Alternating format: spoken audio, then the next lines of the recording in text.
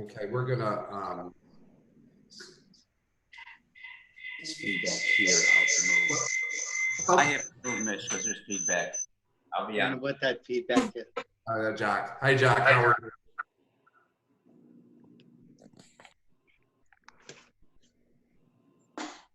Thanks, Jack. Welcome. And we have Mary. How are you, Mary? I'm trying to see everybody. Mary's with us, and Doug, and I think it's more people. No, we're at the top. Good evening, everyone. It's Doug Weiss. Hi, Doug. Welcome. Thanks for joining. Doug. And Mary, and there's one other person, I'm not sure who it is, that has the phone number. Okay, so I think I'm here. Hello, everyone. I'm sorry. I don't see that. I don't see my picture showing. Is this Jack? Yes. We see you, Jack. Oh, all right. All right, good. And okay, I think that's everyone. Again, welcome to Mary. And again, the one person who's 1786. We're glad you're on. We don't know who you are, but feel free to message and everything on Zoom and everything like that. And thanks. Mitch, real quick, I'm gonna send over the controls to you, make you the host. Okay, thank you. Thank you, Scott. So, well, here we are for our first Zoom meeting during this pandemic. Really want to thank you all, both Coral's residents and, oh, it's everybody now, Coral's residents and city staff alike for joining tonight. This is obviously our first Zoom meeting for COPNA. I'm sure we'll have some more before we can be in person again, but this is our new format for now, which is pretty much the new format for the world. And so just want to thank, I want to thank Scott Ravelli and Dawn Beal and Joanne Hussey, and is Jeff, there's Jeff Barnes. Hello. Hey, Jeff, who's our terrific board for, we met as a board 2 weeks ago and decided to start our digital format this way. So with that, we're going to proceed as we always do with community updates, and then our guest speaker will do some business of the organization afterwards. You know, we do have Pledge of the Allegiance, but Scott, were you the one who said there's a? Yeah, hang on a second. I got a slide here somewhere I can put up. Hang on. Why not? We're gonna. You can see my screen a minute ago when I was sharing it with the agenda up, right? Yes. Right now I just see the pictures of everybody. All right, so let me see. Oh shoot, I don't know how to get to it from here now. There's one right behind David. There we go. Should we? Just use the one behind David. We're going to use the one behind you, sir, behind you, David. Okay, let's go. All right. For my back.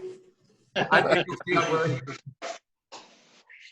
I pledge allegiance to the flag. To the republic for which it stands, one nation, under God, indivisible, liberty and justice for all. I'm Matt. Hi, guys. So that was, I think, my first digital pledge ever. But an important word there is indivisible, and in a time of crisis, you see it's all coming together. Very important word. So with that, we'd like to go to our community updates, and we're going to start with Deputy Howard from BSO, which I'm sure has been a very interesting time from BSO. So if you could give an update in terms of, I know crime is down, but specifics and also just general response. Okay. To the pandemic. All right. Can you hear me okay? Yes. Okay. Yeah, you're correct. Crime is down with this crisis. Okay. The suspects kind of stand out. They don't like to stand out. So when they're committing crimes, the roads are kind of bare at night. So The crime rate is significantly down, but we still have crime. As an example, in your areas, area 2, which is near 15th Avenue and Commercial, we had a vehicle burglary, and we had another one this reporting period over near Commercial and 13th Avenue. Those had occurred around the afternoon between 1 and 2:30. The one at 15th and Commercial, and the other one on the 22nd was around 6:30. Was there a question? No? Okay. Couple of the scams everybody needs to be aware of is, of course, the door-to-door COVID scam. People knocking on the door. We're here to do testing, stuff like that. We've also seen email stimulus scams where there was a stimulus check or deposit made in error. Please remit the refund to this location. So just be aware of email scams. One of the ways you can kind of combat a lot of those scams too is, of course, sign up with the IRS to have a PIN number. So this way, when you get your refunds and such, you have to have a PIN number. And then also, it's a good idea to also have your create an online account for your Social Security account, so you can kind of track your Social Security benefits and make updates as you need to. One of the other things that we're going to be having this week, we have a food drive. Right now, we have about 12 bags left that we're donating to needy families. So Mitch, Scott, you guys have my email address. So if you discover there's any needy family, somebody that either needs to be checked in on, because Bruce Garrison over in the volunteer section of the city, he's compiled a list where he actually checks in on some elderly folks or people that need to be checked in on. And we also have food that's available. Mills Pond, this Thursday, we're doing another food drive over there. Cars start lining up early. They start giving away food between 9 a.m. or until the food stops, or until 1 p.m., whichever comes first. So lately the food has been running out in around 10 to 11 o'clock, because they have about 1,000 meals to give away. So people can park early, basically about as early as 6 a.m. They allowed about 700 cars in Mills Pond, but once it fills up, then it goes onto the street. And once they reach 1,000, we stop. So, but that's about all we have going on this last month with BSO. Okay, thank you. Are there any, I guess, just doing it verbally is better than just messaging, unless we have a lot of messages. Excuse me, Scott, is Zoom is set up to just do messaging very easily, right?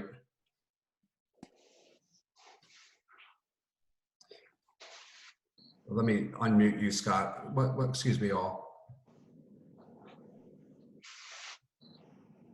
I can't unmute Scott. I just can't see messages if people. Okay. Yeah, no, I think that's more of the webinar thing, when people actually, when you're right, you got to set it up for a webinar and the people can post messages. Well, you can private message people on here by tapping on the screen and then click on participants, and then there's a drop-down menu, and then then whoever you want to message, but it's a private message, would go to that person. Yeah, Okay. yeah. I think there's also a way that if you need to speak, it's kind of like raising your hand or something. I don't know where it is though. I saw it once. You do, okay. There's a chat where you can, it's a group chat, and where Mary says good, but no microphone working. She already typed that in. If you go down to the toolbar and you see chat, it'll come up to the right of your screen. I see it. Yeah. Well, unfortunately, I can't see that right now. So because we're small enough, if anybody has any questions, just we'll try not to interrupt each other. But verbally, does anyone want to ask Deputy Howard any questions or comments about basic crime, safety? Yeah, I just want to say, thank you for all the work you're doing out there. It's kind of strange times, and you guys being on the streets is comforting. And sorry to hear what's happening with the officers within. I was a good friend of Shannon's, so it was really sad to see. Yeah, definitely. Thank you. Appreciate it. All right. If you guys need anything, by all means, send me over an email or get in touch with Mitch or Scott if I can help out in any way. Okay. Thanks, John. Thank you so much for all you do. Thank you. Howard. Thank you. Thank you. All right, bye-bye. And so next we, as was introduced, I guess, 2 meetings ago in February was, what was referenced was our new code officer. Stefan Batista is in another part of Oakland Park now, though is still connected with us, but we're really glad to have code officer Walter Fenton join us. And there you are, Walter. So if you, I know you and I have met before, actually out on near my house. I saw you in the car with Stefan. But if you could just share a bit about yourself and then anything relating to any code enhancement. I think I don't know if you've been in this position for about a month in the Corals or not. I'm not sure. So if just give us an update would be great. Thank you. Hi, everyone. Yes, my name is Walter Fenton. I started in the code department at December 18th. I actually took over from Stefan on February 1st, around that time. And yes, we did meet. He introduced both of us. I think it was on 34th Street or something, where your house is, yeah? And I'm new to the department, but not new to the city. I've been here for 4.5 years. I was in the water department. And so I'm pretty familiar with everything in Oakland Park, the Corals, and the rest of the city. As for code, we're basically doing everything we're usually doing, but we're emphasizing the bulk trash to make sure that there's no extra trash on the street for the infestations or anything in that sort. You know, and at one point when they closed a lot of the schools and stuff, we had a severe graffiti outbreak. So we're trying to stay on top of that and make sure the city stays clean and that we get this before it becomes a problem.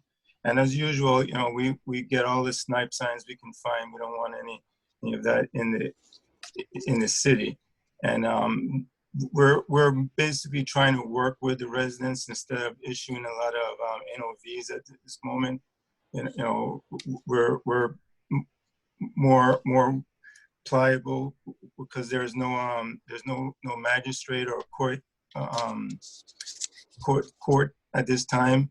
So it's a little more relaxed, more working with somebody we generally would take to a magistrate. People need more time because they can't get like a contractor to do some of the stuff that we need them to do. So we have to be more lenient in that respect. And you know, it's basically what we're doing right now. And we're still open for all calls. You know, anything that's comes up, we're still here to address. Great. Well, thank you. I didn't know you'd been here for 4 years. That's terrific, and we're really glad to have you in the Corals part of the city. Are there any questions or comments for Walter? Just welcome and thanks for doing everything that you guys are doing. You know, it's a difficult time right now. Yes, thank you. Sorry we couldn't meet before this because every time we've had this meeting, something has come up. We weren't able to get together. So I thank you for the opportunity to talk to the board and to join in on the meeting. Thank you. Right. Great background. No, thank you. I figure it was better than the picture in my bedroom. So. Are you in San Francisco? No, unfortunately not. I just learned of that we can all create whatever background we want. Right. My background is virtual. So, well, Officer Fenton, thank you so much. Again, to everybody, Scott and I have his email. So if you, of course, other people joining us do as well. So if you have any questions about code, please, contact us or directly, as you know, you can do an email right to Code Enhancement. So thanks for all you're doing and welcome to the Corals. Thank you. Thank you, Walter. Thank you. Okay, so with that, I'm very pleased, and I just want to formally also acknowledge our mayor, Matthew Sparks. I know you as Matt, who lives actually in the northern part of the Corals. Most of you probably know that. Actually, Matt, you and I both live off 13th Avenue, just about 10 streets from each other, just north of me. So we're really appreciative to have our city manager, David, and team, Jennifer Frastai, our assistant city manager, Andrew Thompson, our finance director, Peter Schwartz, your director or associate director of, remind me of your. Yeah, assistant director, community and economic development. Assistant director of the fairly new community and economic development department. And I had asked, David was originally going to come, I guess, last month, which obviously didn't happen, and asked him, the title on the agenda is very big, so just to break that down a bit in terms of an operations, David's here just to give a brief introduction about the city's response to the pandemic. I'll say that I viewed all the city commission meetings, obviously online, and I personally think you're doing a fantastic job. I was very appreciative of a line you said from the last city commission, that you said, under your watch with all the cities you've been part of, no one has ever lost their job. If I'm hearing, I mean, based on an economic issue. You can maybe clarify what I'm saying, but you basically said that. And I thought that was very. They weren't laid off. That was not laid off, and that you do what you can so people aren't laid off. And I thought that was very, very admirable. So with that, after David speaks, this is also just a time for Q&A. So whether it's opening, which we hear there could be some openings tomorrow, of course, from the Broward County, et cetera. So he'll update us, and then this can be a question and answer for him. So with that, thank you so much for coming, David. Sure, happy to be here, Mr. President. Thank you for the invitation. Yes, I apologize. I was looking at my phone because we just got notice that the order that will open the county parks for passive activity has been signed and issued. We've been in discussions all day, the mayor and myself, as well as my senior executive team, on how we navigate that. You recall, of course, that several weeks ago, the mayor issued a stay-at-home order here in Oakland Park, and we wanted to make sure that we don't mix our messages. You know, saying that parks are open suggests that people should come out and enjoy the parks, and yet we have an existing order that says stay at home. So what are we trying to communicate? But as part of that stay-at-home order, we did encourage people to exercise and utilize that opportunity to get outside safely and stay in good physical and mental condition. And so in furtherance of that, and now that we have witnessed some degree of plateauing here in Broward, we've decided to work in concert with the county, and we're going to be opening those parks here in our jurisdiction that have trails. And the trails will all go in one direction only. It'll either be clockwise or counterclockwise. We don't want people using the trail to pass others because most of the trails are only about 8 to 10 feet wide, and that 6-foot distance then would be problematic. And again, we want to make sure that we provide for all of the social distancing rules to be followed. But we are planning on opening our parks. We'll work on a schedule because the parks coordination has to take place first.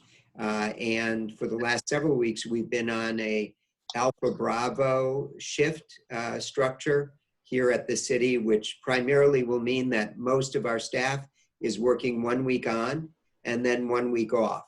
And that was to provide for social distancing within the office setting as well, so that we don't have people sitting right next to each other at desks or being in the kitchen together and things of that nature. It also has been a response to encouraging people to think about succession planning, right? If everybody came into the office and it turned out that somebody was infectious and others caught it, now we could easily end up with an entire group of people, all of whom likely have similar job responsibilities, who are out of commission. So we took those provisions pretty seriously very early on. You'll recall that our order to stay at home was signed by our mayor even before Broward County had signed theirs. That was done in concert with a number of the other cities. There are a lot of elements that go into play in making these decisions, and there's a lot of pressure that's brought to bear. I think you're seeing that in the news right now. People are frustrated because they don't like being at home all the time. Some of them, others are businesses that want to be able to get out in the economic arena again and conduct their transactions. So there are competing interests. The mayor and I talk just about every day. I think today we talked for a total of an hour and a half in different phone calls as we navigated some of the challenges for the city. And ultimately, we're going to try to make the right decision. But there's no playbook here, guys. This is not something that somebody wrote down the rules for, right? Everybody likes policies and procedures and rules. Everybody likes ordinances and codes with clear direction. Well, we don't have that this time around.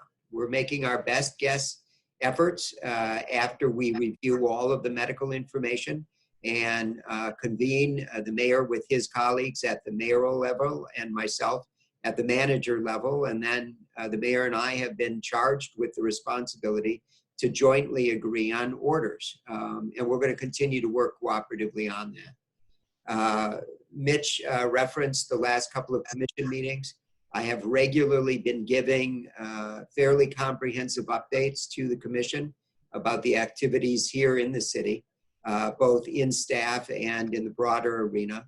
My primary goal from the beginning has been to ensure the safety of our staff. I can't do anything without them. And we've been very, very fortunate. We had one person test positive on our staff. That individual isolated and is now back at work. That individual was also caring for an elderly relative who had also tested positive.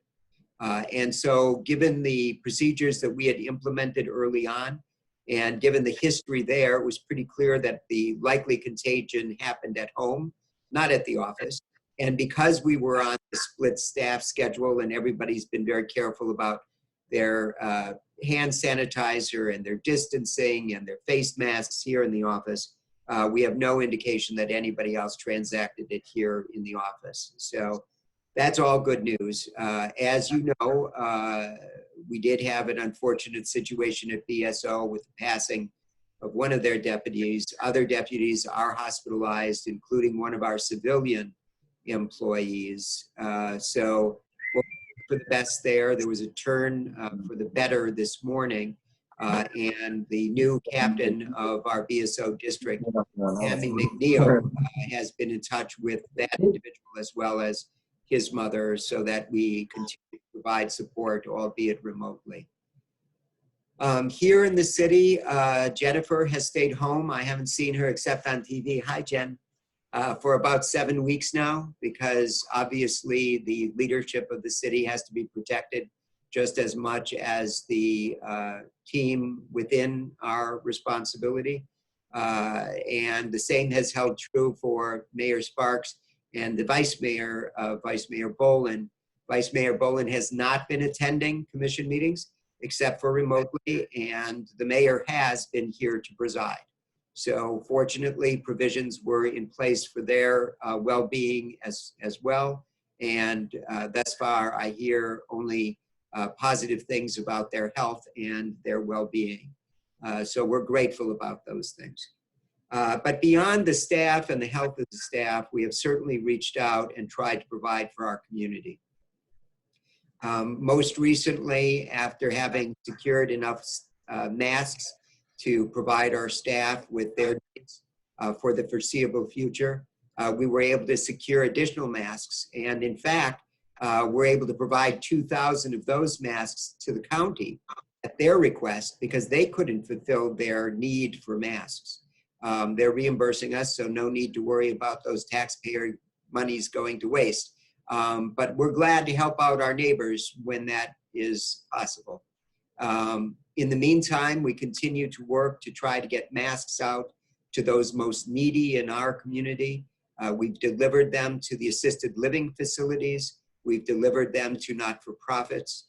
We've reached out to the churches and to other entities, and we're hopeful that we're going to be able to supply some degree of masks to businesses as they reopen in our city.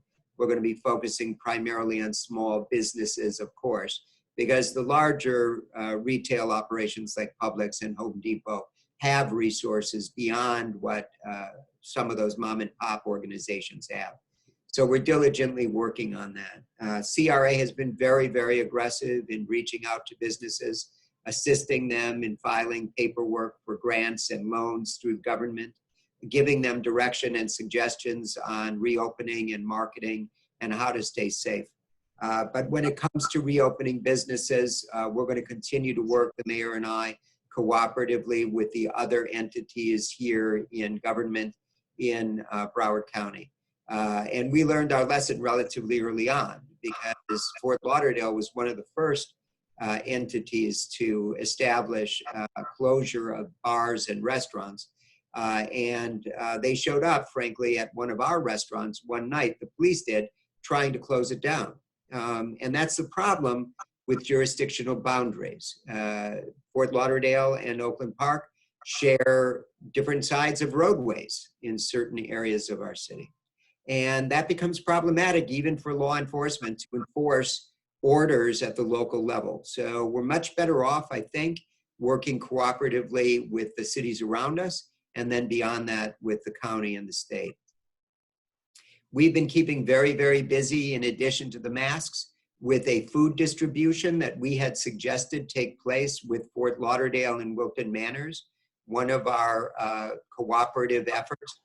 We realized very early on, when the opportunities presented itself for potential food distribution to our citizens, that we were going to have a very difficult time trying to accommodate 1,000+ vehicles at any location here in Oakland Park without causing significant traffic and congestion problems. So I reached out to Chris Lagerbloom, my counterpart in Fort Lauderdale, and to my good friend, Leanne Henderson, my counterpart in Wilton Manors, who happens also, by the way, to be one of our citizens, right. And talked to them about maybe using Mills Pond Park cooperatively as a site that could be adequate for distribution of large-scale food deliveries. I was once, years ago, an assistant city manager in Fort Lauderdale, and I had used that site all the way back in 2005, if you remember some of the hurricanes that year, for some of the hurricane activities.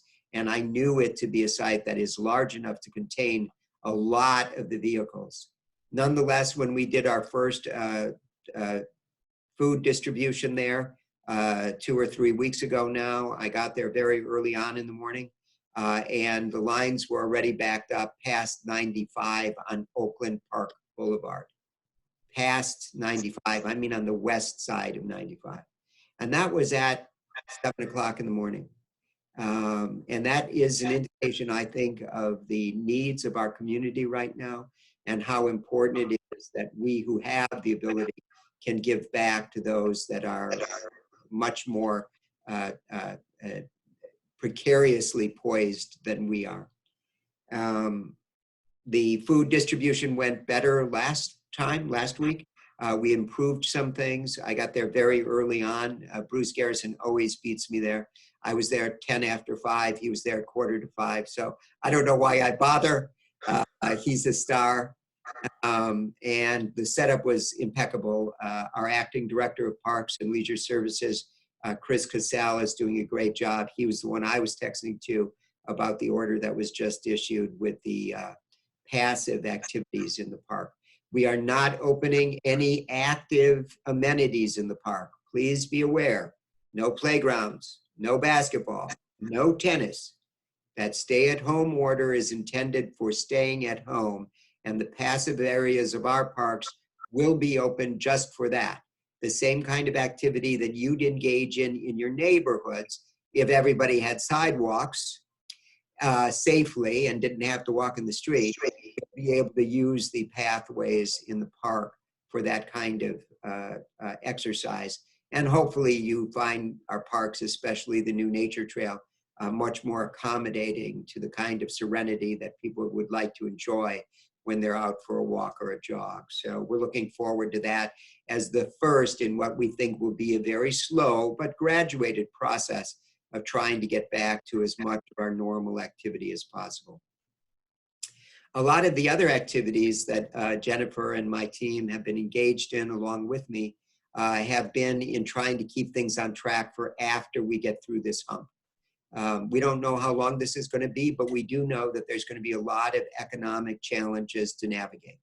And one of the ways we're trying to stay ahead of that curve is by continuing to bring forward recommendations for the continuation of the facility bond effort, as well as private projects. Jack and his team on P&Z are going to be meeting and looking at a number of projects that are upcoming. Everything is very tenuous right now, and the market is very erratic. How long we can ensure that things are going to stay on an even keel, I don't know.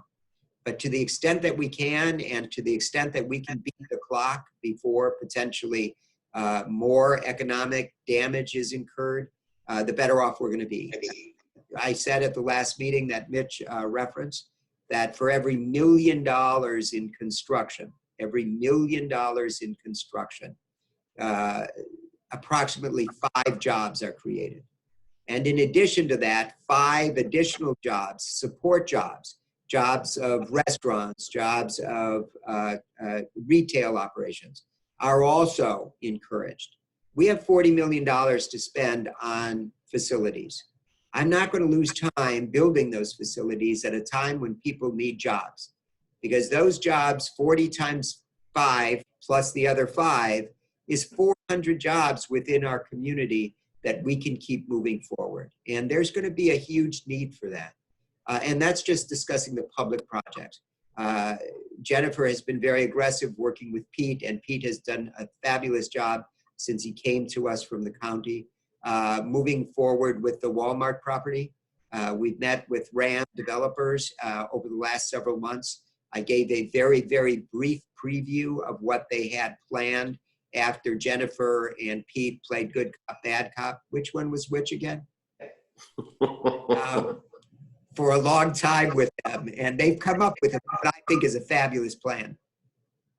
Their investment team is looking to see if they can afford it, because right now it looks like they've built into their plan a potential linear park that would run from Oakland Park Boulevard south to the river, the canal, and then along the canal all the way over to 6th Avenue.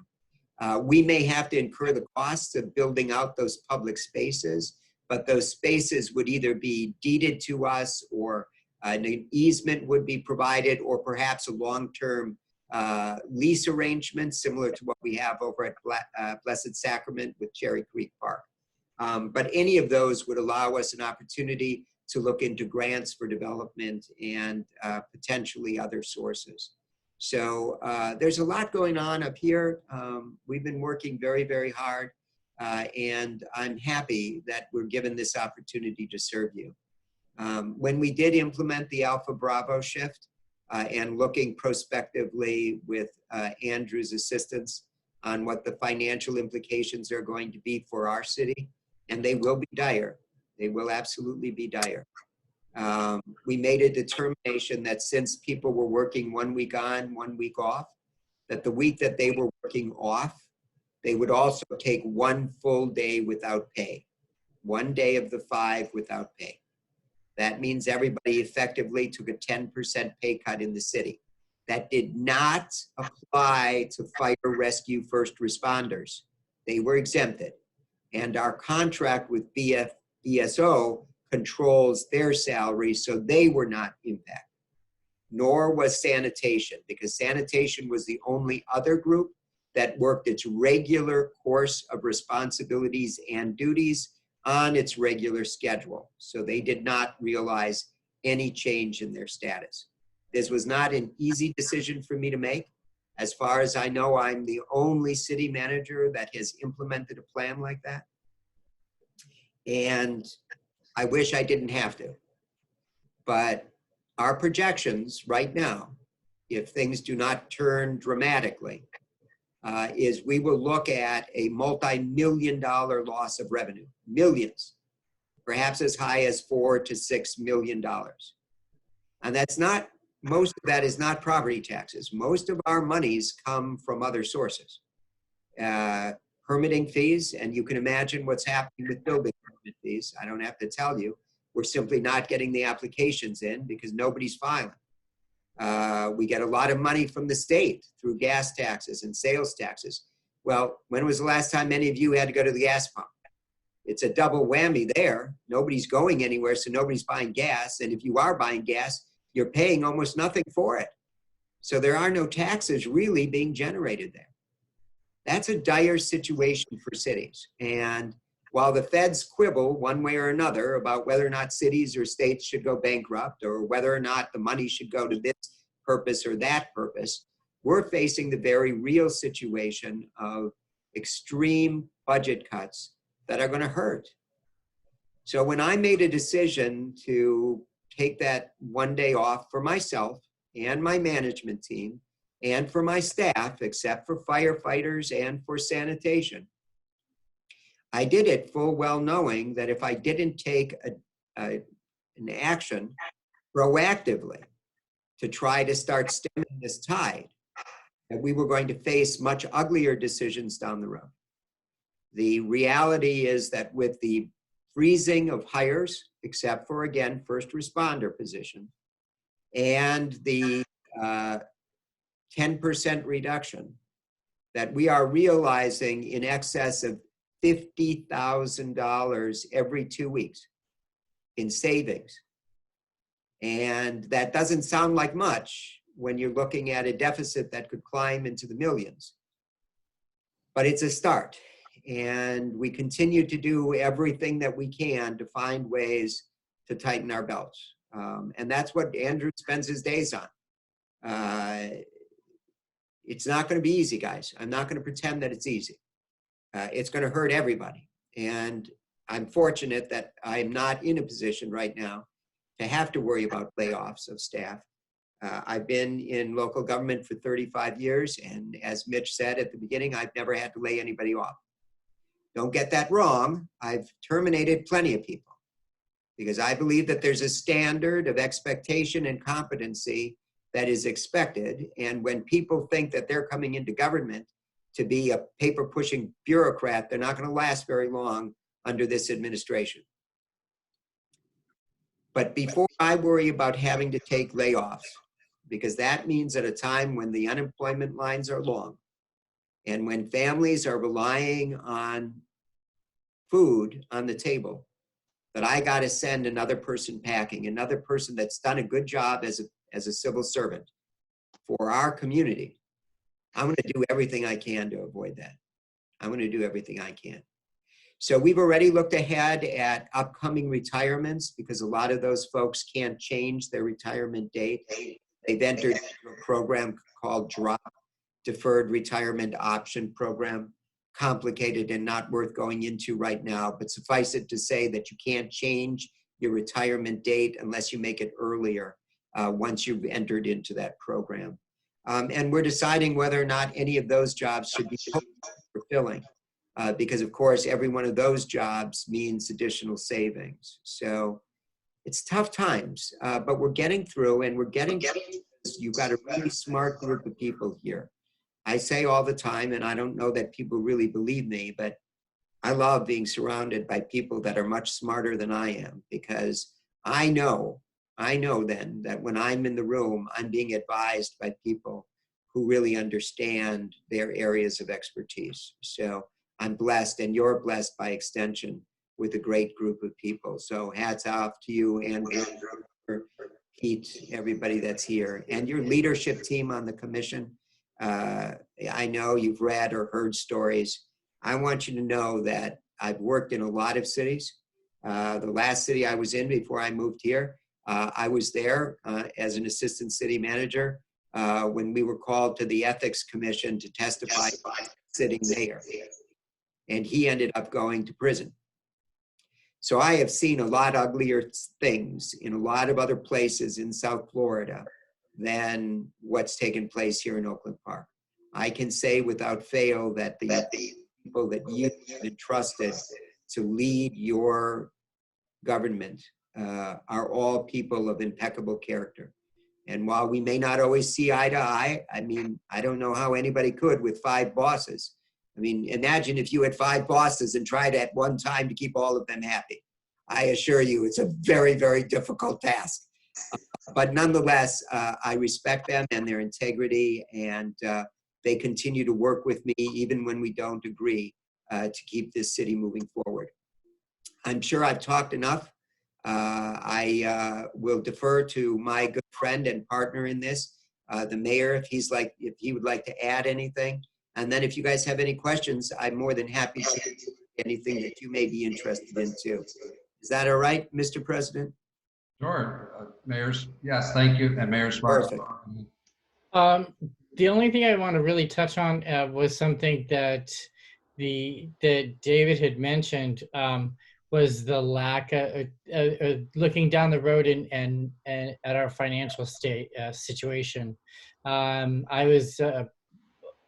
I get a lot of emails, and I was given the opportunity sort of to weigh in and tell our story as Oakland Park.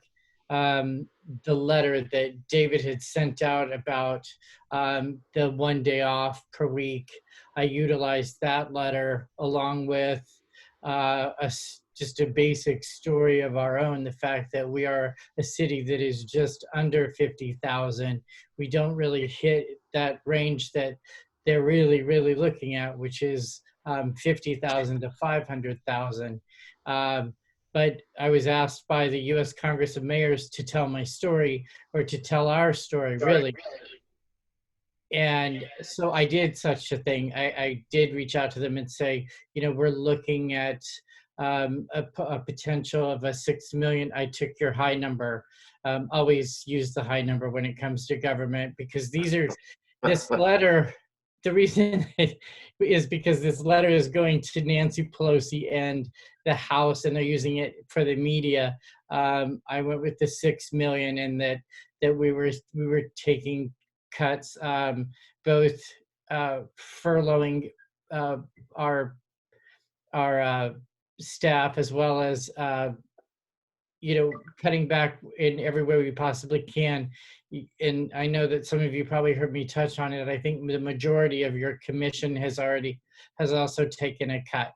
That was by choice. It was, and we felt that, we all chose whatever our cut was, but I felt it was the right thing to do as well. So, and I shared that with the U.S. Congress of Mayors, that, it's to please keep us in mind, those cities that are 0 to 500,000. Keep all of us in mind when you're going to start talking about writing legislature and helping municipalities, because it's sort of almost what's going on with this PPP, or the small business loans. You're seeing the big piece of the people who have a big piece of the pie, they're getting the larger amounts, and the smaller businesses who should be serviced first, those businesses who are, say, between 1 employee and 20 employees, those should be the first that they start writing the checks to, not the people like the Los Angeles Lakers.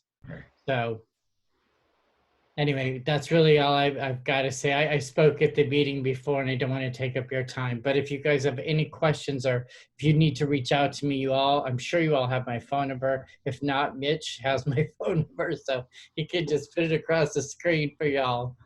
I'm absolutely, I hope you know that I'm always attainable no matter what for you, because, you're what keeps me where I am. So let me know if I can do anything for you.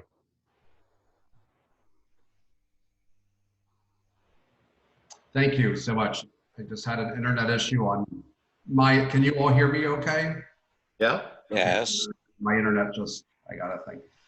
Thank you both so much. And at this point, let's just open it up to Let me read, Mary, who's on, her microphone's not working, but she says, I don't have any questions. I very much appreciate being informed about the very thoughtful steps that are being taken. Thank you for that, Mary.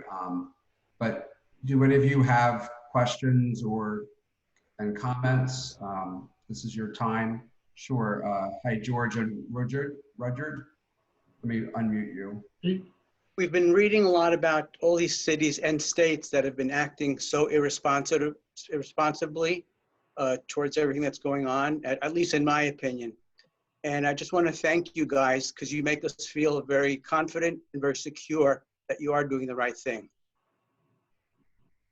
Thank you. Thank you for staying home and doing the right thing.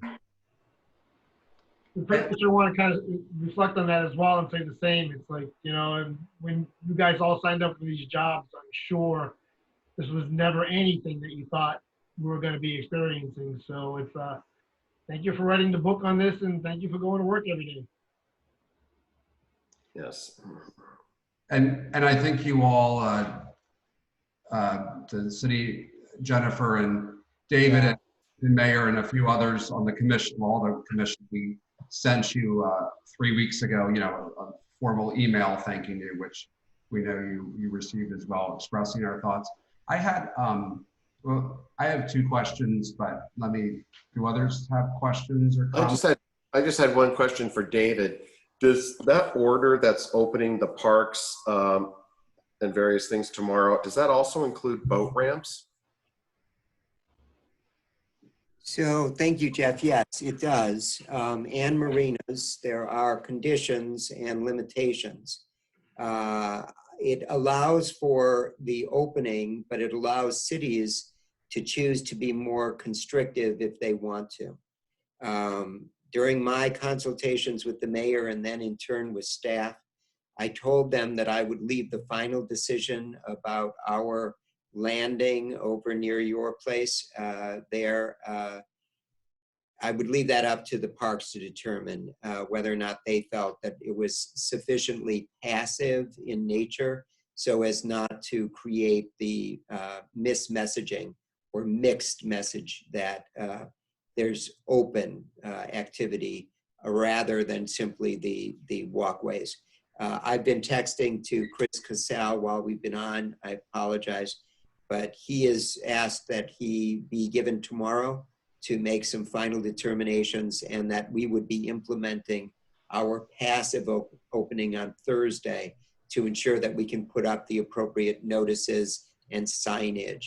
So I'll have more information about that tomorrow. And I'll be briefing our commission to make sure that they are comfortable with that decision. It's been tough. You know, there are arguments to be made, like always, on both sides of the coin. Tennis players are getting agitated. I don't have to tell you how devoted some of our tennis players are over there over at Dillon Tennis Center.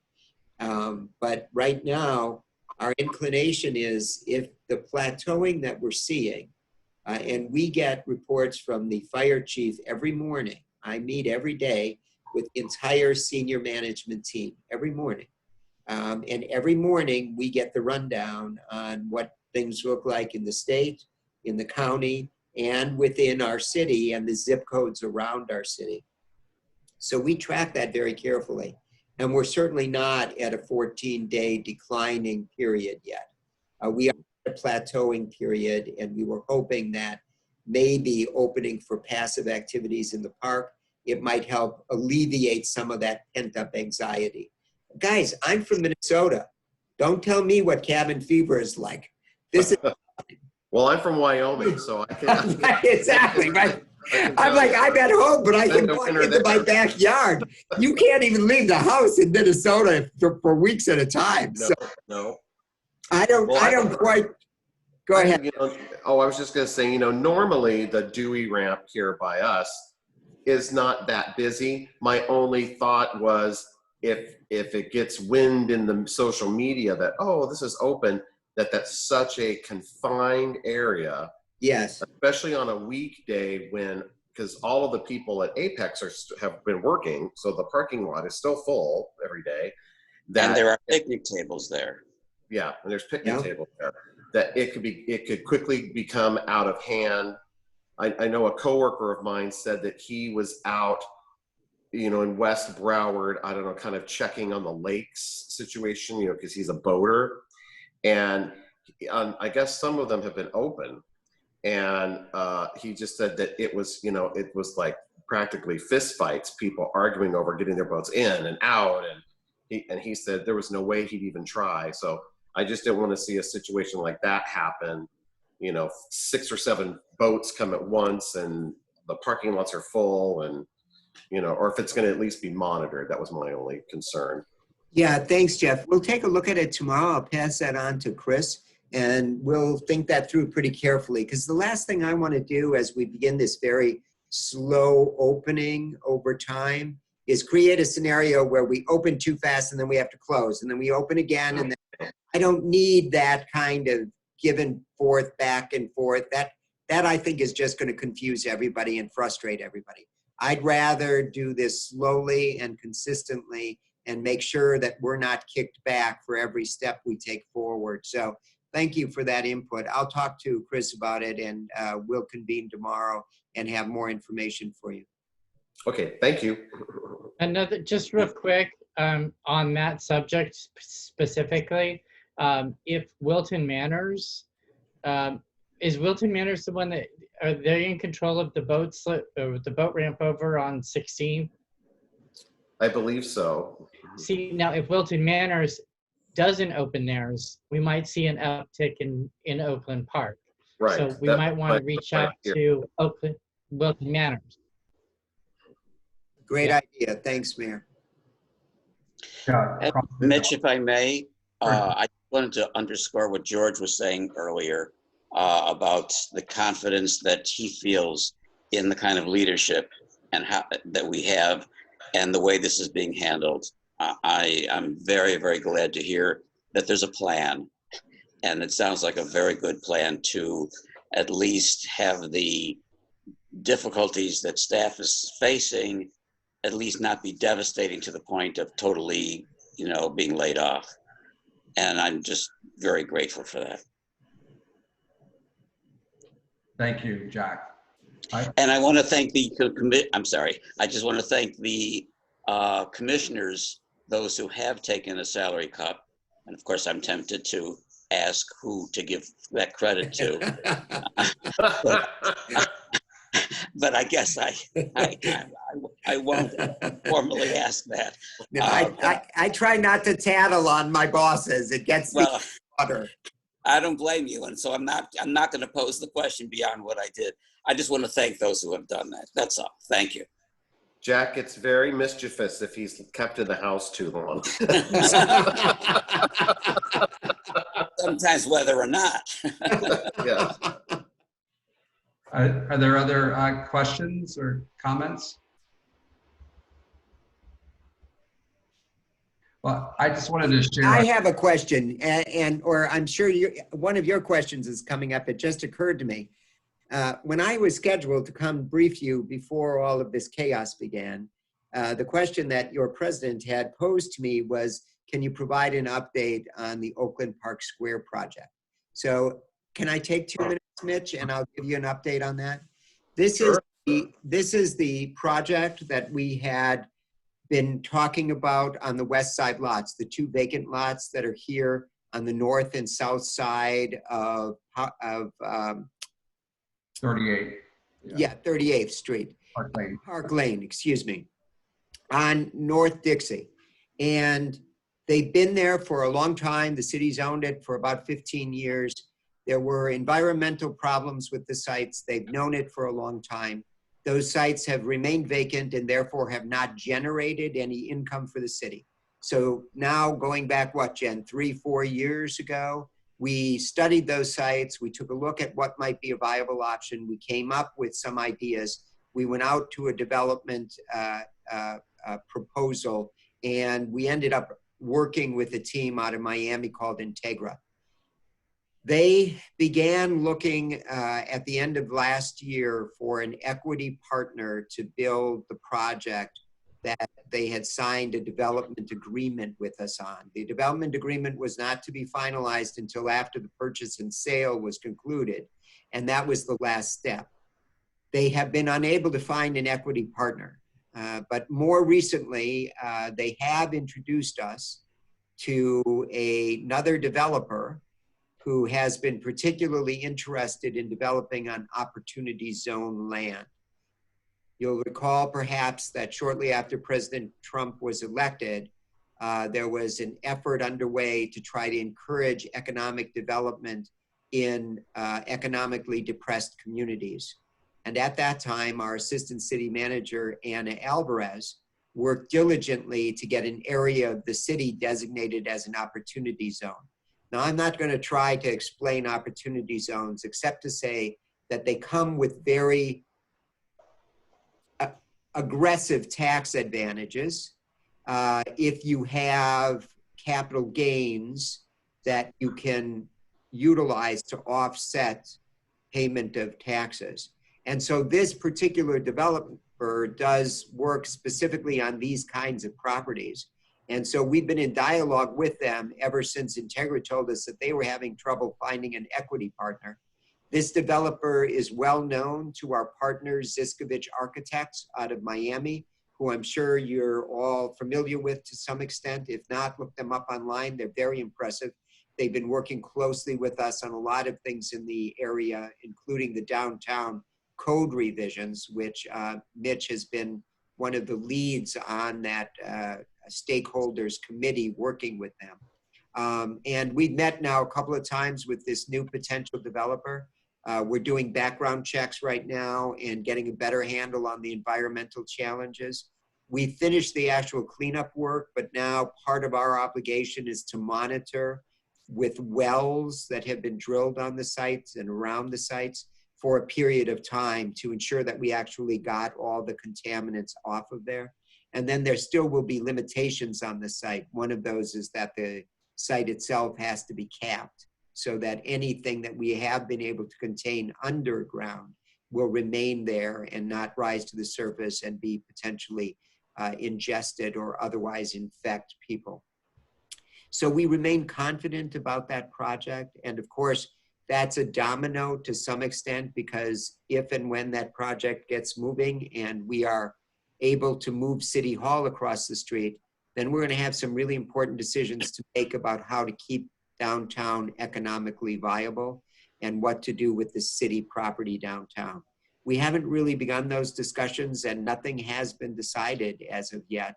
But that is something that would be available for us to grapple with as a community down the road if in fact it turns out that we are able to move City Hall and encourage the kind of development on those vacant lots that will realize real significant revenue streams for the city in years to come. So I know that was one of your questions, Mitch, and I'm sorry to again belabor this, but I wanted to make sure people knew that this was still on track and another one of those projects that Pete and Jen and I are working on every day.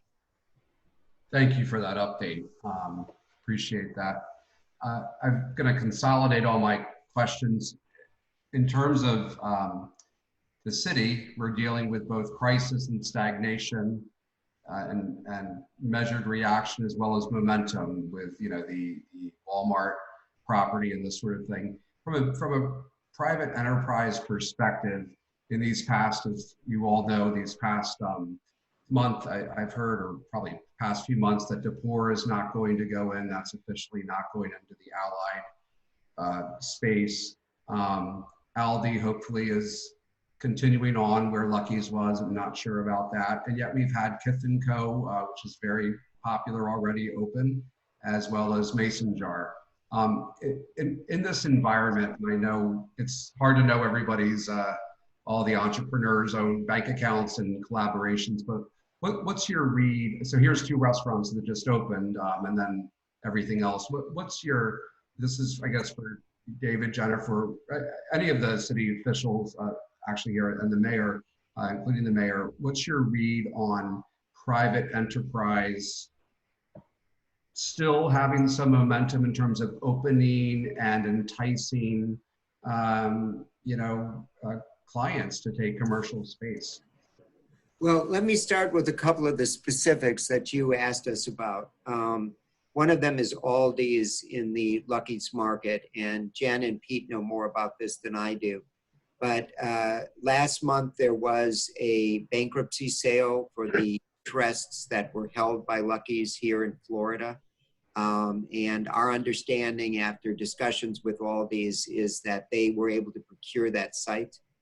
They did tell us that it was an expensive property and that they wanted to be cautious that they were not going to have to put more money into it. But the fact of the matter is, unlike Lucky's, who did not use a loading dock, Aldi's does use a loading dock and does want a loading dock on that street on the back side of the property, which would be problematic for the single family homes. And I think there's a multifamily there as well. So we haven't seen their plans yet. They're working on that and they're going to get back to us. But as far as we know, that project is a go. It's moving forward. Same thing is holding true for RAM.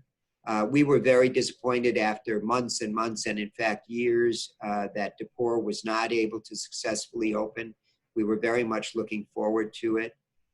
We are continuing to work with Allied Kitchen and Bath, who is the landlord of that particular unit, as well as the unit on the south side of the building, to try to find them tenants. But it's an unknown, Mitch, ultimately.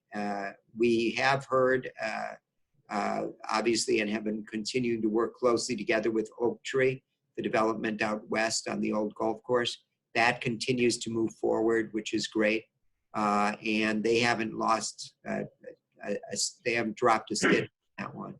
SEBA, we've been in touch with too. That's the property up off of North Dixie on the west side of the street near the high school. They have a development approval there. O and O2 over on the Federal Highway side of our city.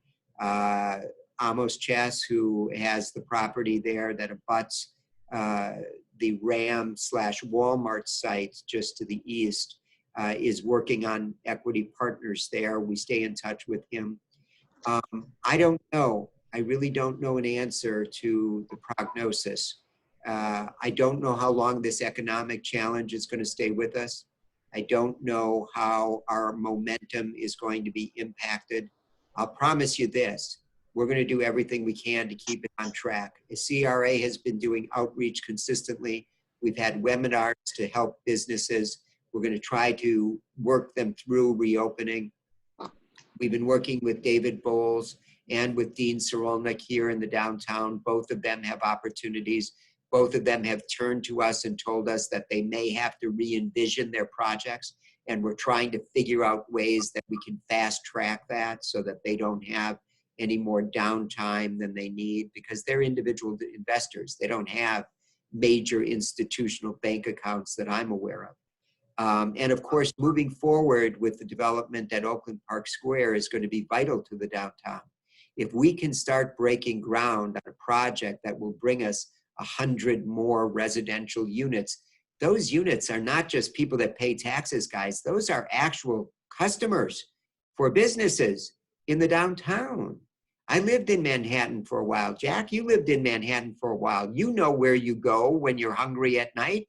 You go around the block to the grocery store, to the restaurant, or stop by the bar where you know the people. And you walk there. Yeah, exactly. And that's what's been missing in our downtown, I think, is that right now, most of the customers of the people who are in business down here have had to transport themselves here. Not just on foot, but literally take their cars, which is why parking is part of the project that Mitch and his team, the stakeholders group, have been working on to try to improve our code arrangements here in the downtown. Because parking is a challenge. It's an evolving situation, which we thought we knew the future of because we had Lyft and Uber and other things. And now, wait a second, nobody's comfortable getting into a Lyft or an Uber these days, right? So you have a constantly evolving dynamic, and the law doesn't move that fast. It doesn't change as quickly as our world does. So how do we keep up with those changes and those needs without having to look regularly at our laws to determine whether or not we're the reason why things aren't happening. And that's exactly what we've been engaged in with Mitch's help and other stakeholders in the downtown. And I think that will help a lot in trying to keep this, this momentum going. But I don't know the future, guys. I wish I did. God knows every day I wake up and I wish I could tell the future. I don't know where this takes us. I don't know where or when this ends. I just know that you have to be prepared for the unexpected. And like I say, my confidence rests in my team, my elected officials here in Oakland Park, my senior staff. They're amazing people, and everybody's more than pulling their weight right now. So I don't have any definitive answers for you, Mitch, but I'm going to give it our all. I'll promise you that. Thank you. And want to acknowledge again the senior leadership team and the elected officials. Thank you. Are there any final? Yes, Andrew. Oh, Andrew, let me unmute you. Okay. Okay. Just because I happen to have the stage open for something earlier I was working on, I just wanted to share. I mean, right now, permitted under construction, there are 26 sites in the city that are larger projects, and their construction value is about 155 million. And altogether, it's about 540 units. So that's just what's under construction right now as we're talking just about momentum. So those are active projects. So, I mean, that's a really big change of affairs from where we have been in the past. So, I mean, the momentum we've had so far is still pretty good. And those are all major ongoing projects that are being contemplated.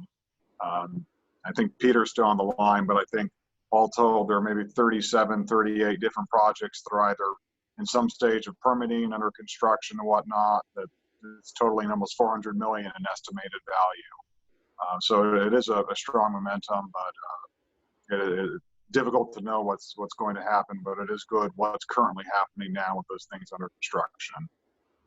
So that's, again, 26 projects, about 155 million and about 540 residential units that'll be added to the city over the next few years. Great.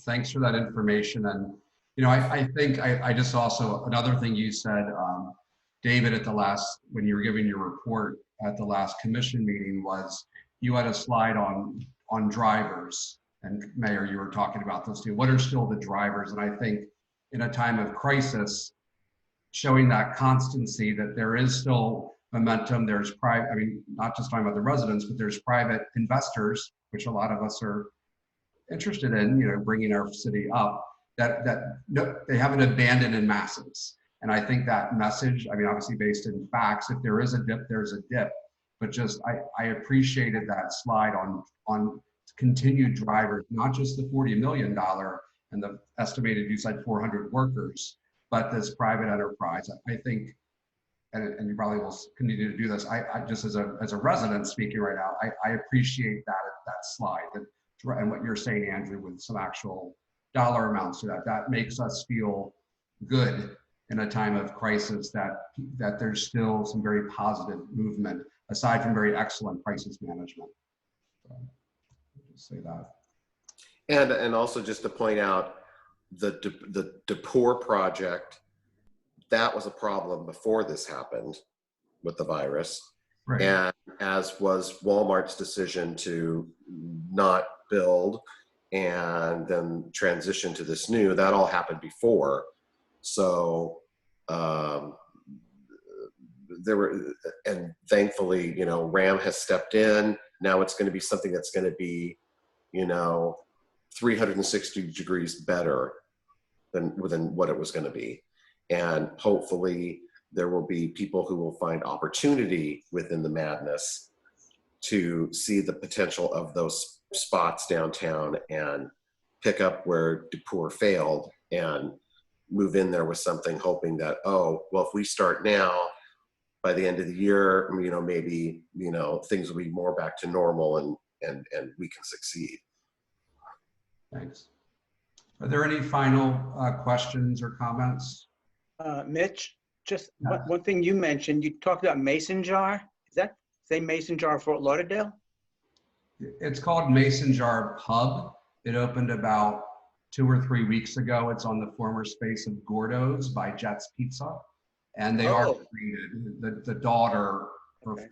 I don't know the specifics, but I forget her name who I met, but she's the daughter, I guess, of the owner of Mason Jar Cafe in Fort Lauderdale. It's the same family. Got it.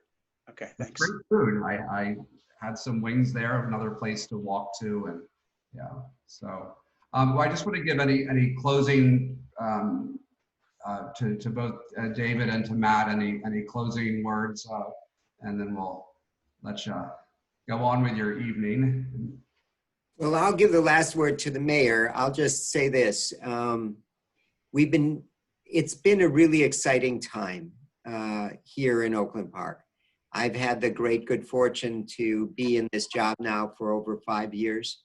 And the things that I've had a chance to be a part of are really exciting. We continue to plan for the city park and the new fire stations. We were able to pass the agreement at the last commission meeting for the new CubeSmart building, which will be up at Prospect and Powerline, and will contain Station 20, a brand new Station 20, much larger than the existing one. We're really excited about that.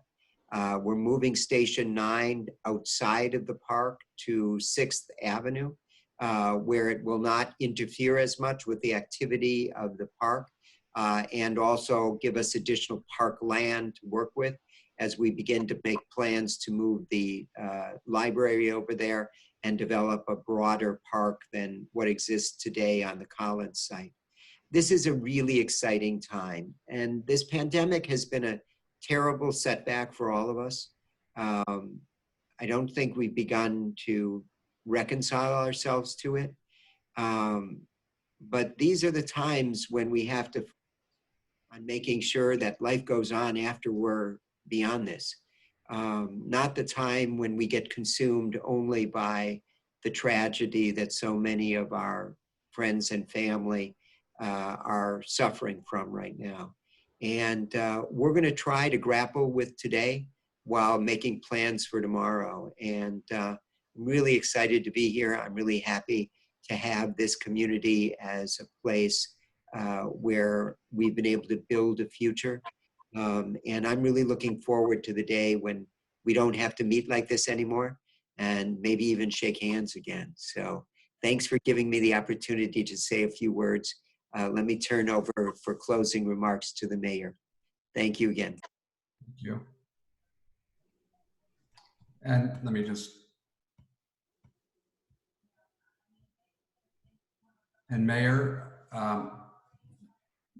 Okay, I'm sorry about that. It said I'm unstable, and then it said my internet was unstable. So that was a nice clarification. Well, really, I want to thank you guys for obviously for having us. Secondly, I probably don't get to see all of you nearly enough, but Peter, Andrew, Jennifer, David, thank you guys. I haven't seen you all in a while, especially you, Jennifer. Thank you for continuing to keep us running. Oakland Park is not going to stop, and your leadership is not going to stop. Whether it's for, I mean, unless, you know, if I go down, Jane will be right behind me. So, so you're in good hands, not a problem. I mean, we're still making decisions collaboratively, and I always look towards their input so that we can, I would joke and say sharing the blame, but so we could all, you know, just so we all have a word in on how this all goes. I got to tell you, this is not something I would have ever dreamed of. My biggest fear was talking to Christine Hunchowski about a school shooting.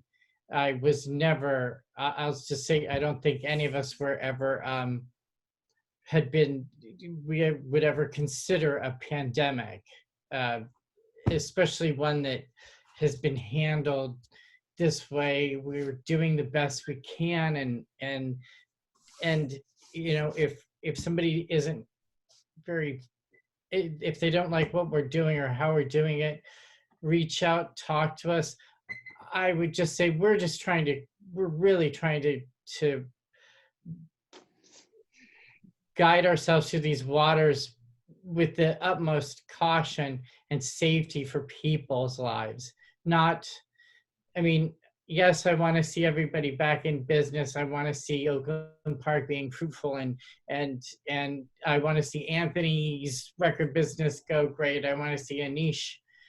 There's so much I could say, but I also want to balance it with caution, and I don't want to put anybody's life in danger at all.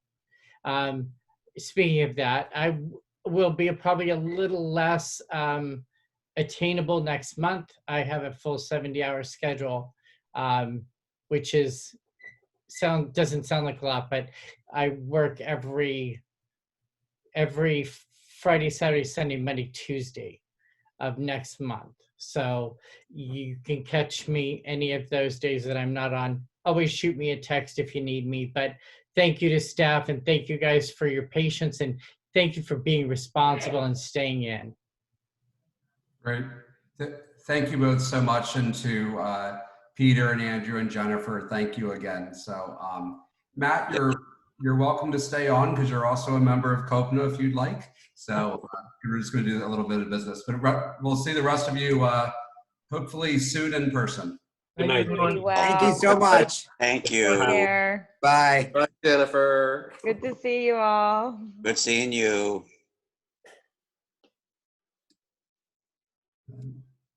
Okay, here we are. It's like the Brady Bunch, and so we were all here. And Doug, I know we can't see you, but we know you can hear us, and feel free to message any questions on the chat. I'm just checking the time. Thank you. Oh, thanks, Doug. So just as a little bit of, sorry, let me get my outline here. I think I'll. Dawn, I can see you now. Here we are. Okay. You're brighter. We just made this casual in terms of, actually, I don't even have the agenda up. Scott, is it the food or is it the announcements next? Food? It's the food. Okay, thank you. Well, let me get to that one then. Okay, so the board had talked about doing something, unfortunately our block party as a board, we thought let's have it, obviously you can't have it, so we'll have it next April, and we'll plan something for entertainment, maybe around the holidays, please God that we can. We did a really wonderful bowling event that Dawn coordinated last January, but maybe something for the holidays. Anyway, with that, we have Jeff, just as a ballpark, what is our, are we around $1,100 in our ballot budget? Well, actually, our budget, our balance in the bank hasn't changed any. So it's $1,332.19. Great. So 1,300, and our biggest moneymaker of the year, of course, is the block party. Anyway, due to the pandemic, the board, we did meet 2 weeks ago this way. It's really funny. This literally is the Brady Bunch, because are you looking at 9 squares? In fact, you don't look like Alice, right? Remember, Alice was the center. Am I Marcia? I guess I'm Mr. I can't remember how the squares were. Anyway, so the board thought that we could do something good for our firefighters, our fire rescue team. As you all, I think you all know, there's 3 stations. And so I was tasked to look at how many firefighters are each station and the configurations of their shifts so we can determine how much food to get. But this is the proposal we have. I had heard, although it actually ends tomorrow, that the PDQ had a special PDQ chicken on Federal, that if you got 100 tenders, bought 100, you got 100 for free, and then we could get them to the firefighters. Anyway, I talked to Linda McFarland. She's the administrative assistant over with Fire Rescue. And she said there's 3 shifts and they work in 24-hour shifts. So if we go on a Monday, like next Monday, and give them chicken tenders, only 1/3 at each station only 1/3 of each fire station will eat. So if we want to feed all of them, we would need to go 3 days in a row, because she said, shift A is Monday, shift B is Tuesday, and shift C is Wednesday of next week. And then that would feed each third of each station. Okay. So with doing the math, and then I just called PDQ, and Dawn Henry says hello to you. I'm so glad he picked up the phone. I had to remind him that we had met before, and I think he gave us a deal. He's the one who gave us free PDQ for our block party a year ago. So we did all the math, whatever, and how many tenders the average person eats. I'll save you all that. We get 225 tenders in 9 different containers. So 3 a day with sauces to the 3 stations, and keep repeating it for the other 2 shifts. 225 tenders, and he has our tax exempt, our nonprofit paperwork on file. It's $156. And wow, That's cheap. So wow, that is amazing. So basically 157. And so because our bylaws say that if we want to spend, if the board suggests spending something more than 100, we have to go to our members. Then here we are going to our members for any discussion and a motion. But the discussion is that we would spend $156.63 to PDQ, and then we can work out the logistics next week. But that we would get that to feed all of the firefighters, and it would be an expression of gratitude and goodwill from COPNA. So we would just drop it off the same time each day for 3 days. Yeah, I talked to Linda, and she suggested like noon, because they're I don't know their exact time there. Matt, do you know the exact time their shift starts and ends? 8 a.m. Oh, 8 a.m. It's 8 a.m. to 8 a.m. Okay. So anyway, they have, she said noon would be fine. Of course, it couldn't be exactly noon because it's 3 stations. And frankly, if they're all out on a call, I have her cell phone, so she can come over and, let us in. I just wanted to throw that out there. The board wanted us to throw that out to everyone else about your ideas and support or opposition for that. Can I speak? Sure. Not only the firefighters do we appreciate, but the police as well. But just to be devil's advocate, not to say we shouldn't do this, but the firefighters are still getting their salaries and nothing's changed for them. But can we do something for the people that don't have food, that we can donate to a soup kitchen or someplace that's helping these people, or maybe to school lunches or something like that? Okay, so that sounds like a second idea, or it doesn't sound like you're opposing this, but you'd like us to consider something additional? Yeah, either additional or instead of. I don't know if we have the money to do it all. Of course, we appreciate the firemen and the police, but we only have a certain amount of money. And is the money better spent on firefighters getting their full salary, or police getting the full salary, or to donate it to people who don't have money to eat and pay rent at this time? So such as a Feeding South Florida or Blessed Sacrament Church. Yeah, whatever we deem as reputable and in need of money or meals. Okay, thank you. Other discussion? My question would be to you. Robert's rules, do we need a motion and then we discuss, or I don't? I'm okay. Well, we're discussing now, but it's the Kiwanis Club that we collect for every week anyway, every month anyway, right? Yes. Yes. And we haven't met, obviously, in person to give Kiwanis, which is, I happen, and Matt too, were in Kiwanis, and Kiwanis donated, I guess it was all dry food, when there was we all worked, Matt and I and others, actually Jane Wolin coordinated it, with Kobe King from BSO, and they had identified some needy families. So yeah, we have given food before to Kiwanis. But through the Kiwanis, do you know who those families are that gets to the school and the school distributed it to the families? Matt, I'm going to ask you as another, you get the newsletters like and I'm kind of forgetting now, are we still as Kiwanis, is Kiwanis still, I mean, obviously school's not in session.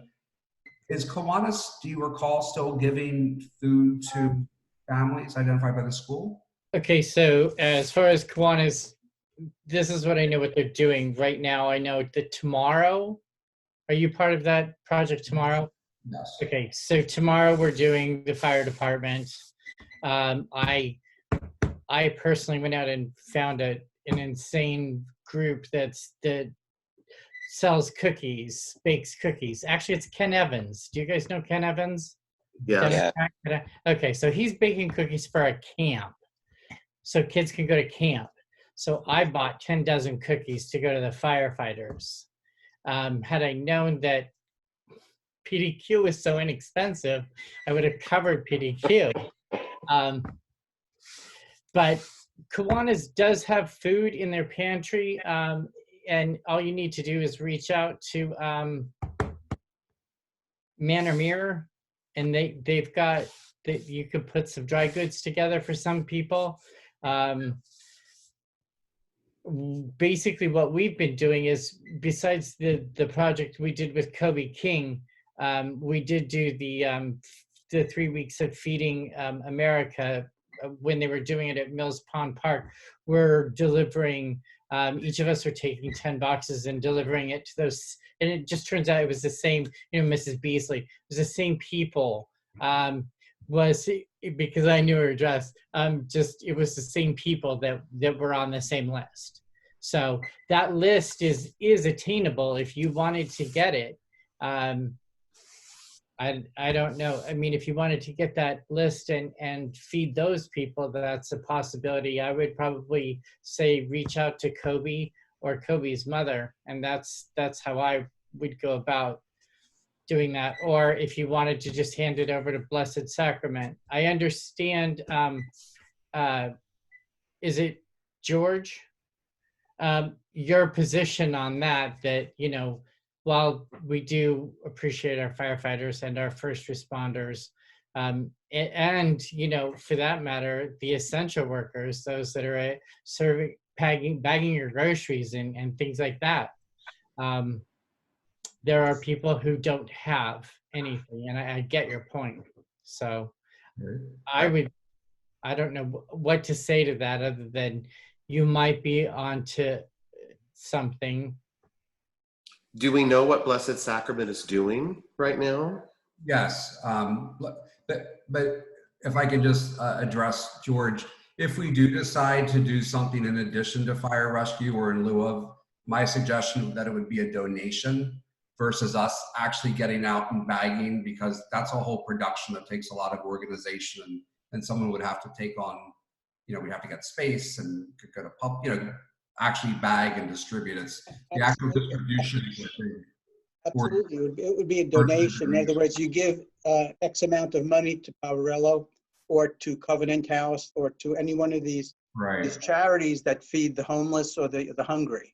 We wouldn't be buying and distributing food ourselves. Okay, good.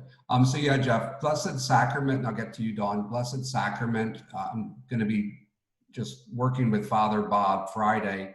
They've been doing this before the pandemic. You all know Blessed Sacrament. It's every Friday from 2 to 4. They like volunteers to be there at 1, but anyway, from 2 to 4. And I was there a few weeks ago, not helping, just actually donating a little bit of food. Actually, I donated, to be transparent, since we haven't been to Kiwanis, I donated our food. I just took the liberty and donated it to Blessed Sacrament. I thought you'd be okay with that. It is right in the corner. I have a question. So it's 2 to 4 p.m. and it's but people who are hungry can only go every other Friday. They can't go every Friday, they can go every other. So, but Jeff, was that your question? Oh, that was George. No, but you. Yes. Oh, that was my question about Blessed Sacrament, but George has a question. Let me go to Dawn first, and then. Sure. Well, the comment about making a donation, that's fine if we do decide to do that. However, versus a money donation, I would like to support like PDQ or whatever and give them gift certificates so that we know that the money is going to go to feed somebody, not to go buy, I don't know, whatever, supplies or something like that. Like that. Thank you. And you might be able to get those cards from Elaine. Right. There's someone in Kiwanis Elaine Hall, who sells them. PDQ gives them a good deal. Although frankly, Matt, Dawn and I have this relationship with Henry, the manager, and he might get, it sounds like I didn't even expect him to give me a deal. He said he gave me 50% off, 55%. Wow. So Yeah. that's even better. I mean, that's about the same. You pay $10. $300, frankly, and he said $156. Okay, is there other discussions? So basically, we want to help, and so the ideas are Oakland Park Fire Rescue and/or another charity. George, I have a question. I had read someplace that many kids get free lunches at school. For whatever financial reasons, they get free lunches. But because the schools are closed, that these kids don't have meals, and that many of the schools are still providing the free lunches. Is this true? Yeah, yes, there's still federal funding. And in fact, I don't know if I hope it includes the breakfast too, because there are a lot of students nationally who get both free breakfast and free lunch. And I actually haven't heard about the breakfast part, but yes, the parents, last I know, please correct me if I'm mistaken, Joanne, you're nodding though, that's parents. And are they still going to the school and it's just like giving it that way, or do you know, Joanne? Yes, that is what's happening, and it is breakfast. Plus, the state of Florida also has the it's typically called the summer break spot program, where any child up to age 18 can go to a specific location. There's many locations. It's not just schools, it's churches, it's tons of locations throughout South Florida where they can go between, I believe it's 11 and 1 o'clock. They can get a lunch. Sometimes it's a hot meal too, it depends. And a dessert, it's a balanced meal that's through the state of Florida. So that has been happening as well. Okay, so, and we don't have to worry about the library. It is 8:05, so if people are okay just to continue a little longer, and I can, unless anybody has an announcement for that part of the agenda, we can just, bypass that part because we're past our time. But is there other discussion about these ideas? I mean, I will say the board, we thought 250 should be the maximum of whatever, in that it was basically 156 for the fire rescue. We could either, say 150, I can pay $6.68 myself or whatever. We could do a 150 to them and a 150 to another charity, maybe in PDQ cards, or we can we can do whatever we want to. I mean, I think we were thinking of 250 was our suggestion of the maximum. Actually, that was our recommendation. Yes. So what's your pleasure, I guess, we will need a formal motion of what we want to do in terms of recognition of those who are, impacted by the pandemic, which can mean different things. And which charity are we talking about donating to potentially that distributes food? Well, in our city, and there could be, I mean, I'm on the census committee, and I've realized there's like over 60 churches and one synagogue and I think a mosque or two in our city. I just happen to know it's in the Corals is Blessed Sacrament, who's had a Okay, that's fine. They're the most local one, but I think we were talking about Covenant House is Fort Lauderdale, Feeding South Florida, which is Broad, which is the Mills Pond thing. There's Kiwanis. So does Blessed Sacrament have is it like they're serving a meal at the church, or is it that people are picking up bagged food? The bag. Okay. They can come every other Friday. And when I was there, you usually see them standing, when you're driving on Oakland Park Boulevard. And I guess some people were in cars. When I was there donating myself a few weeks ago, and it was like I didn't know what time now I know it's at 2:00. There were people in cars. There were about at least 50 cars waiting for Joanna and Scott, you live near there. I mean, I think there's people always in cars too, which I didn't know, but they're requiring people to be in a car. And there was like at least 50 cars lined up, at least, I'm not really sure, like at least half an hour or 45 minutes beforehand. So then would it be best for us to, I'm just thinking off the top of my head, like if we did the 150 for the firefighters and then did another 150, like to just donate 150 to the church, to Father Bob, and he would use it as he sees fit for food? We could do that. Again, in gift cards. I still think the gift card, I'm with Dawn. The gift card thing is great. You could get $5 gift cards, which is, a meal. Yeah. And then you get multiples, and then it's up to Father Bob. Maybe it's a lottery or however he wants to distribute them. I do think still it is important to support the firefighters as well. I think it's a great idea, George, that you had to maybe expand, because PDQs is giving us such a great deal.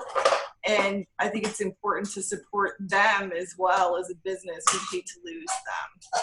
That's my thoughts. Right. Because every year they've, even for this block party that we were going to have in April, they had already agreed again to provide 300 chicken tenders free of charge to us for our block party. So I really want to keep that connection, and because they're willing to support us, and they're also in our neighborhood. So I think and the firefighters, they're the ones out there facing people that they don't know if they're contagious or not or whatever. And so I think I'd like to just take a vote and do both. Okay, let's just go. And just to remind you, I mean, BSO is worthy too. I'm not here to pit one versus the other. Remember, the firefighters are also EMTs and paramedics. Doug, actually, go ahead, Doug. Yeah, so my only feedback here for this is that, first of all, I support the Oakland Park firefighters, paramedics. My father was one for 23 years, retired. So I think it's great that we're thinking of them. However, they also didn't receive any type of financial pay cut, where there are individuals and families that are either unemployed, pay cuts, where they actually would need this service. And I think it's more of a beneficial gesture to actually donate it to an organization that is trying to help these individuals out for the community. Okay, thank you. So go ahead, George. If we do decide on gift cards, then the charity that we give it to for food should be, well, hopefully in Oakland Park, but also in an area where people can walk to get the food. Because, we donated the Covenant House, people don't have access to get in their car and go to a drive-up window PDQ. So the church that you mentioned before might be a good option, because people can just walk to PDQ to the drive-up window. I agree. Okay, so what I'm hearing are clarification. So there's some interest still in donating. Now, I said, the board said 250, and then we have 150 as an idea for firefighters, the actual chicken. And then I said the other half, but it would really be 100 unless we somehow divvy this up. Do we want to match whatever we give to firefighters if we do? So here's the thing. 150 for firefighters is an idea, and it's actual chicken, not gift cards. And then is it 100 or 150 in PDQ cards donated to Blessed Sacrament? Actually, can I ask a question before that discussion? In terms of that, am I correct then that basically the chicken tenders until tomorrow, and I guess if we ordered it, even for pickups at some subsequent day, that they would honor that if we ordered it by tomorrow, then basically those chicken tenders are half price. So if we did it in gift cards, I assume then that people would get, let's say they were $10 gift cards or $5 gift cards, they would simply get that retail purchase, the retail cost with that. Is this food bank such that they give out canned food and stuff? Would they give out portions of chicken tenders? That's a great question. The first part is I don't know, frankly, if Henry at PDQ would honor, maybe chicken's better than a gift card giving out. I don't know that answer. He has given us a deal, even though because again, it was this great deal through April 30th, but this is still a great deal. And, they give out bags. I mean, would they give out warm food? I don't know the answer to that either. If they would, then basically what the contribution turns out to be in effect doubled. That's all. I'm just trying to think of providing more food for people. Yeah. I don't know. The PDQ special ends tomorrow, right? April, is tomorrow the 30th? No, tomorrow's the 29th.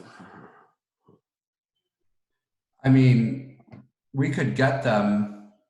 I honestly don't, to be honest with you, when I was there, I'm trying to remember, has anybody been there to Blessed Sacrament? I did see the food. It was canned food. I feel like there was bread, maybe day-old bread.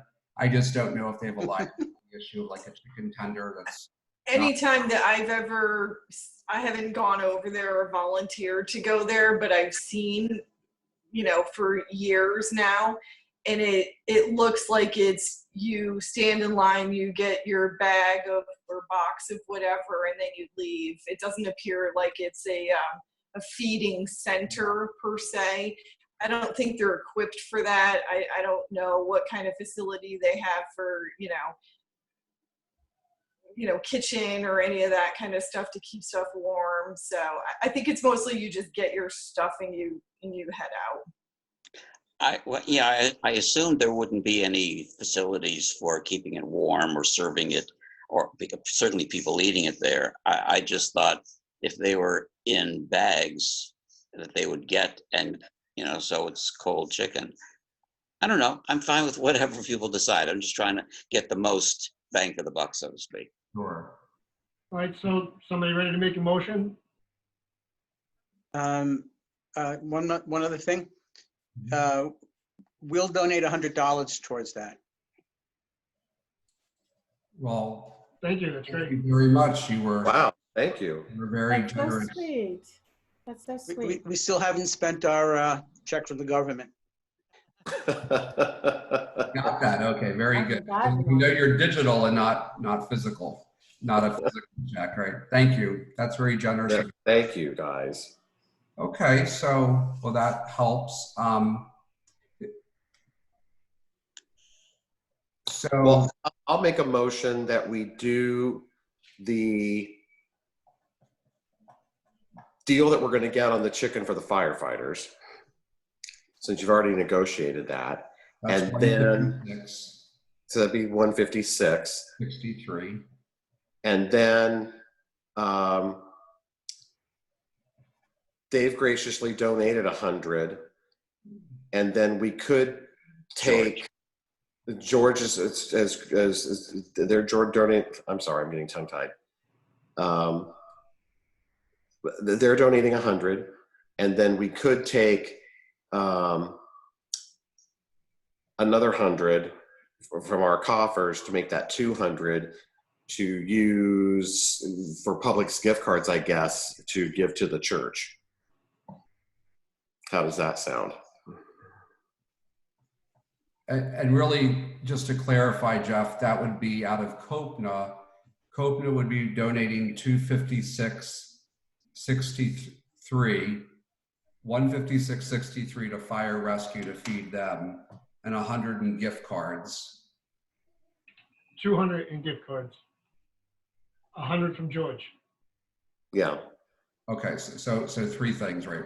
So we're talking about, okay, 156.63 for fire rescue, 200 in, are we now switching to Publix fully instead of PDQ? What did you want, George? Did you want it in Publix gift? How did you want it? George and Rudyard, by the way. Rudyard, hi? It's George and Rudyard, by the way. Yes. Either one, as long as the money is going towards feeding people that really don't have food otherwise, it's fine. I mean, PDQ is fine, but it's just chicken. I mean, Publix might be a good option because they can get whatever they need. Well, That's what I was thinking. I kind of like the idea of PDQ because it goes toward what Don and Joanne were saying about supporting a neighborhood business. I'm not so worried about Publix because they have a strong background, and PDQ might need our support. And also what Don was saying about how they're supporting us already with our own programs. So I kind of was hoping for PDQ. Oh, so to do 200, your 100 and another 100 from COPNA over that original 250 we were talking about of gift cards from PDQ that we could give to Blessed Sacrament for him to put in their bags. How did you feel about that, Don?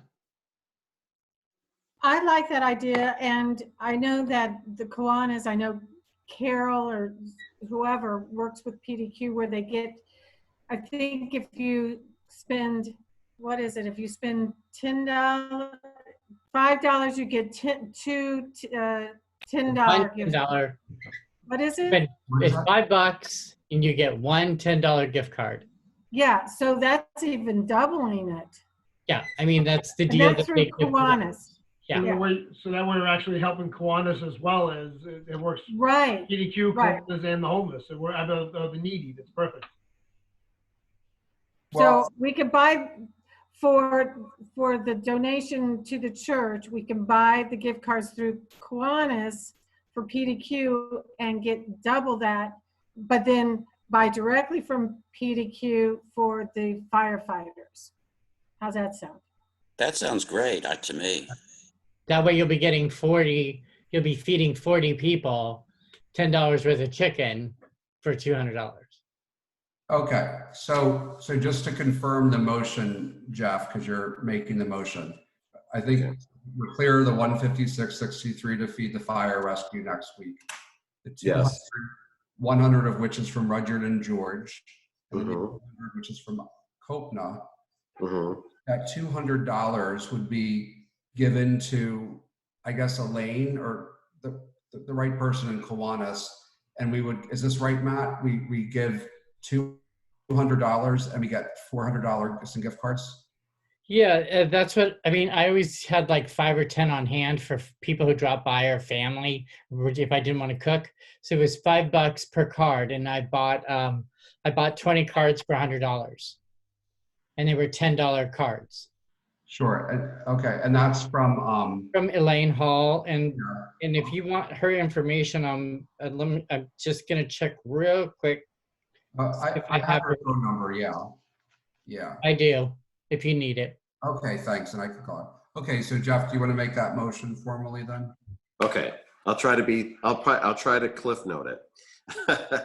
So my motion is that we utilize $250 from the current COPNA account to purchase $156 worth of PDQ chicken and sauces for the firefighters.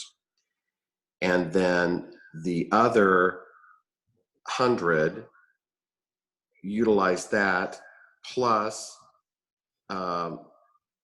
George and Rutger's donation to purchase PDQ gift cards through Kiwanis so that we double the amount that then can be given to Father Bob at Blessed Sacrament to disperse to the people who need that.